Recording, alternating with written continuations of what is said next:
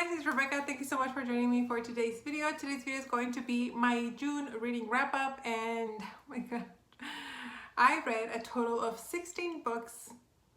I know, it's crazy.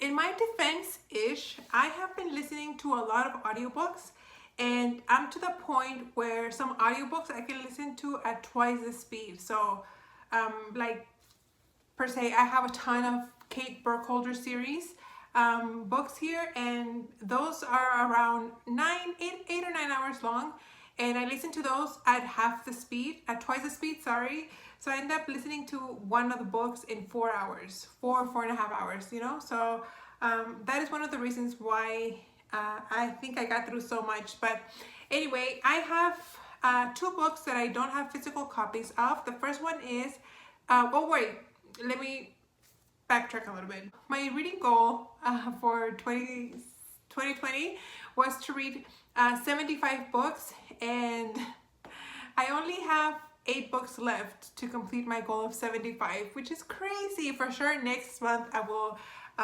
have that one accomplished. It's just kind of crazy that that's gonna happen already. But yeah, and then for my A to Z reading challenge, I have 9 letters left, and I completed 2, which means I have 7 left. The first 2 letters that I finished was for the letter K, and for that I read The Kept Woman by Karen Slaughter. For this book, we follow this guy named Will. He is a cop here in this world. I think he has like a series, kind of like Kate Burkholder. But anyway, for this book we follow this guy who they discover a body in a construction site, and so they're trying to investigate the murder, but then upon investigating they find out that the blood that they found at the crime scene does not belong to the body that they found. So they think there's another murder going on around, or a cover-up, and so it's this guy's Will job to determine who is who is this dead person, who does the blood belong to, and to top that off, the body was found in the property of a very prominent family in this town. So we follow that. There's a lot of secrets, a lot of things that come out to light with these families that are involved in this book. I really enjoyed it. I thought it was a good book. I read it really fast, and it's not, I didn't like it as much as I like other murder mysteries, but maybe because I haven't followed up with the characters like for the whole series. Even though each book is its own story, you kind of, the same characters are all throughout the story, so you kind of get to know them, and this is my first book in that whole world, so I liked it. I thought it was pretty solid, but I wasn't like as invested as maybe I should have been. And the second letter that I finished was for the letter T, and I read Twisted Palace by Erin Watt. This is the finale of the third book in the Royals series. There's 5 books in the series right now. This is the 3rd one. I ordered the 4th one, and it's back ordered, God knows until when. So we'll see when that one arrives. But with this one picked up, I can't say much again because it's the 3rd book in the series, but we follow the events that happened right after the 2nd book. And what I liked about this book, I mean, the story is still crap, but what I liked about this book is that in the 2nd book, the cliffhanger kind of resolved really fast within the first few chapters of the 2nd book, and then it felt like the 2nd book was filled with nothing until we had the cliffhanger. And then this book, I was afraid that the same thing was going to happen. You know, the cliffhanger, what we were going to work through the cliffhanger in the first few chapters, and then have a bunch of nothing, and then have another cliffhanger, but it didn't. The whole situation lasted throughout the whole book.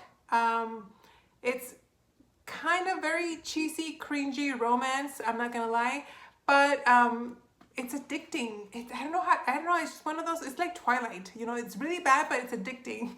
Like I said, I ordered the fourth book already, and it's back ordered. So I don't know when I'm gonna get to read it, but this one was fine. I like it enough to keep reading all the books, and they're easy reads. So sometimes when I read something really serious, like the murder mysteries, it's nice to have something like light and fluffy that's not intense at all. That kind of gets your mind off of all that intense stuff you just read. This is kind of one of those books, but I liked it enough to read it. Like I said, 3 stars. Then I have 2 books that I don't have physical copies of. The first one is an actual book. It is The Bride Test by I don't remember who, but I read this on audiobook and I didn't like it. Well, like, it was okay. I know that book, a lot of people like it. I know Bookables, she really enjoyed it. But I didn't really care for it. I didn't really care for the characters. We follow this girl who comes from Vietnam. She is hired by this lady who wants her to marry her son or make her son fall in love with him just because his son's kind of like a little weird. He's very introverted, antisocial. I think he has Asperger's. Is that the disease? I think it is. And of course, you know, things happen and they end up falling in love. I thought it was okay, but I didn't like it as much as I thought I would. I wish I would have liked it more. But it was a solid story. I was never bored throughout it. I was expecting to love it, and unfortunately I didn't. And then the other book that I don't have a physical copy of is For Caffeine, and this is an audiobook original, so there's no such thing as a physical copy. But back when I had Audible, when you have Audible, you were able to get 2 free Audible originals, like with your subscription. And every month, whenever I had them, when I had Audible, I would pick my free choices, but I never read them. So I have a ton of like little short story type stories on Audible. So I decided to pick one up one day when I went for a run. And this was about 2 hours long, so it wasn't very long at all.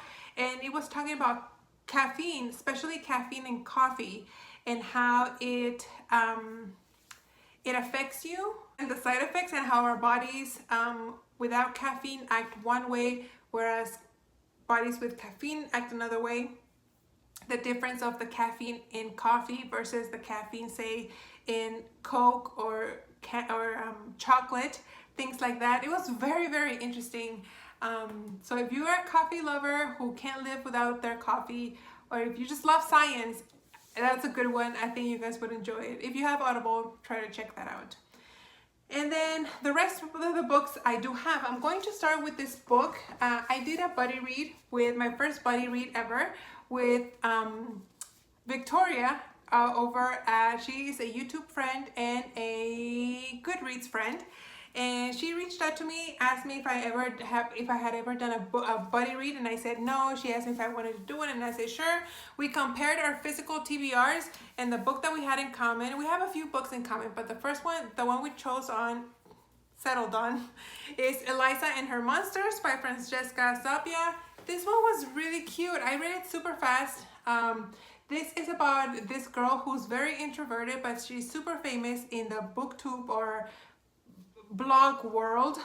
She writes fan fiction for a series that she really likes, and her fan fiction has a huge following, and she ends up meeting someone who is a huge fan of the story, and we go from there. So it's a really cute. I really enjoyed it. I really liked it. I gave it 4 stars. Then I read I Owe You One by Sophie Kinsella. It's been years since I picked up a Sophie Kinsella book, or it feels like years because I read so much, but this is her latest book, I think. We follow this girl who is kind of ends up inheriting her parents' store because her mom has a heart attack, and she kind of has to step back so she can relax. So her and her siblings decide to take over the store, and they are not on the same page. They don't work well together. And so at the same time that this is happening, an old flame comes into her life. So she's kind of like trying to make their relationship work with this guy, and then making sure the store works okay. Things kind of fall apart, and she has to reach out to someone who made you a favor, made her a favor, in order for her to save the store. So it was a really cute read. Not my favorite, but there are other books from Sophie Kinsella that literally have me laughing out loud. This one didn't do that. I was hoping it would, but it didn't. But it was still a cute read. There's never a dull section with Sophie Kinsella books, and I'm glad that I read it. I don't think I have any other Sophie Kinsella books, so I'm gonna have to wait for the next one. But I really enjoyed it. Then I read Cersei by Madeline Miller. This is kind of like the sequel, I think, to the Song of Achilles. It's not related at all, but it's kind of set in the same world. It's Greek mythology, and I had never heard of Cersei or her story, so I took this with a grain of salt. When I read the Song of Achilles, I was kind of comparing what I knew about Patroclus and Achilles to what the author was writing in the story. But since I knew nothing about Cersei, I just kind of like accepted the story the author told, and I didn't question it. I didn't really care for it. She's not someone, it didn't even spark enough interest in me to want to go and Google who Cersei is.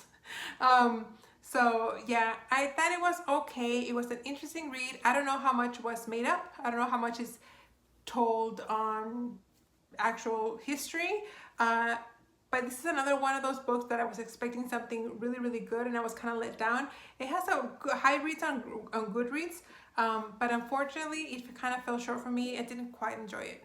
Then I read The Great Influenza by John M. Barry.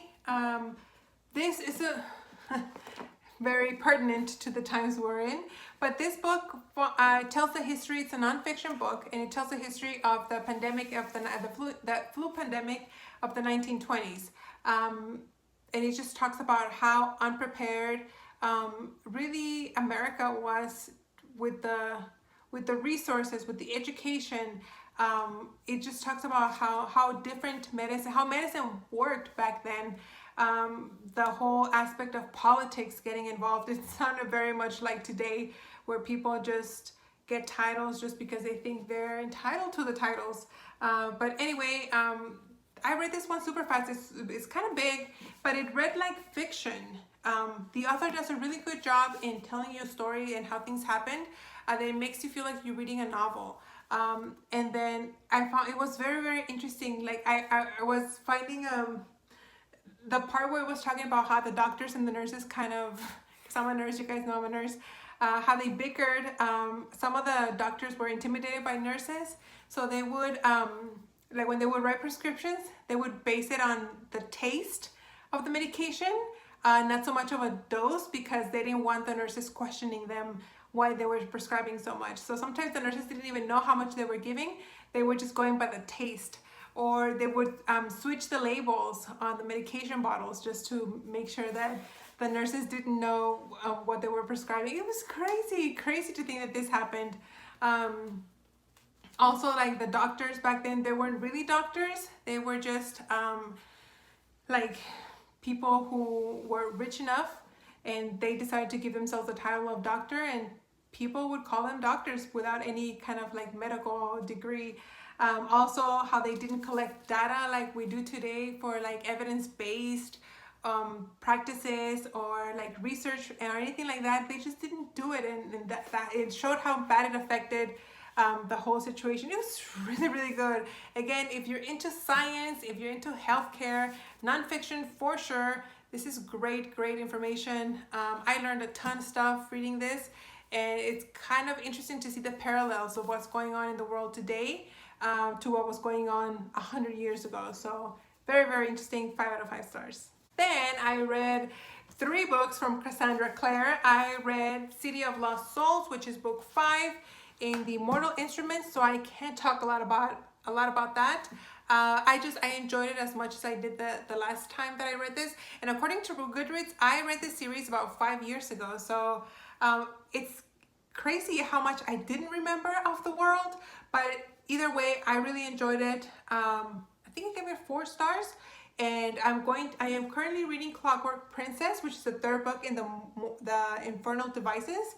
And then after that, I'm going to read City of Heavenly Fire, which is the finale for the Mortal Instruments. And then finally, I can go into the Dark Artifices series. I have all 3 books. I've read the first 2, but I knew that coming up to reading Queen of Air and Darkness, I had forgotten so much of the story, which is why I decided to reread the books. And then anyway, like I said, I'm rereading right now Clockwork Princess, which means that I read book 1, Clockwork Angel, and book 2, Clockwork Prince of the Infernal Devices. This is my favorite series. Like, I like this series better than the Mortal Instruments series, even though this is kind of like the prequel to it. And in this series, we follow the ancestors of the Shadow Hunters from the Mortal Instruments. And I gotta tell you guys, this book, when they introduced Gem, I'm Team Gem, I could find myself like swooning already. So yeah, this is book 1. I think I gave it 4 or 5, I don't remember. And this one, I gave it 5, I think. I don't remember. I love them equally. And like I said, I'm reading Clockwork Princess right now, and my heart is just like shredding into pieces. I love that series so much. And then the last 5 books that I have here are from Linda Castillo. These are books 5, 6, 7, 8, 9 of the Kate Burkholder series. I kind of lost my train of thought. So Kate Burkholder is the chief deputy of the sheriff's department, something like that, in somewhere in Ohio, where there's a big Amish community. And this series centers around murders and mysteries that are happening in that series. So the first book that I have here is Her Last Breath. And in this book, we follow Kate trying to work on a hit and run that happens to be the family of her best friend of her Amish childhood. So she goes in, and upon investigating, they find out that, well, maybe it wasn't a hit and run after all. This was probably premeditated, and so we follow the clues to find out what exactly happened that night. The next book that I read was The Dead Will Tell, also by Linda Castillo. These are all Kate Burkholder stories. This doesn't have a dust jacket because I bought this book used. But anyway, this book we follow Kate trying to investigate an apparent suicide. But upon investigation, they find out that the man didn't commit suicide. He was killed, and whoever killed him made it seem like it was a suicide. And it turns out that upon investigating who might have wanted to kill this person, they find out that the suspect is related to a series of murders that happened like 30 years ago. So very, very interesting. Again, super easy read. I loved every single second of it. Then after that, I also read After the Storm. I didn't read them like in this order, just for the sake of reference. After the Storm, this is also a used book. This, I think, is a library book from Phoenix. But yeah, anyway, in this book we follow, there has been a tornado, and the tornado destroyed a bunch of stuff, and in its path of destruction, the tornado uncovered the remains of somebody. And so in this book we try to investigate who this person that the remains of this person, trying to identify who it is and what happened to this person. So it was a different take on the rest of the book, so I really, really did enjoy it. Then I also read Among the Wicked. In this story we follow Kate. She goes undercover on special assignment. They call her for a jurisdiction somewhere in New York. They're trying to investigate the death of a young Amish girl, and so they for some reason Kate has to go undercover. Well, she doesn't have to. They ask her if she can help them because she's so experienced in the Amish culture, and she's investigated a lot of things in the Amish country. So they ask her if she's willing to help, and she has to go undercover. And there's a lot of dangers that come in with going undercover with any police work. So we follow her through that. Very, very good. Really enjoyed it. I feel like I'm saying that out of every single book, but I'm really, really, as you guys can see, I flew through this series. There's 11 books and I already read 10. So yeah, really, really enjoyed it. Highly, highly, highly recommend. And the last book that I have here that I read, and from the Kate Burkholder series, It's Down a Dark Road, and we follow this guy, Joseph, I think is his name. He was convicted of killing his wife and children. No, his wife, only his wife. And he happened to have been a good friend of Kate when she was young, living among the Amish. And this guy escapes prison, and he's trying to prove that he didn't do it, but because he's a convicted felon, they're trying to find him. So Kate is kind of like stuck in between. Do I keep playing the cop and just like arrest him again, or do I play the I'm his friend card and believe him and try to help him? So she's kind of caught in the middle of a moral dilemma, if you will. But yes, I have one more book to read that I actually own, and then I think she just came up with one again. I love it. If I would recommend anything from you guys, Kate Burkholder series from Linda Castillo. They're really, really good. But anyway, thank you guys so much for watching. This video was super long because I read a ton, but I hope you guys enjoyed it anyway. If you want to be friends on Goodreads, you can head over to my Goodreads. My link is always there in my description box. Thank you guys, and I'll see you on the next one. Bye.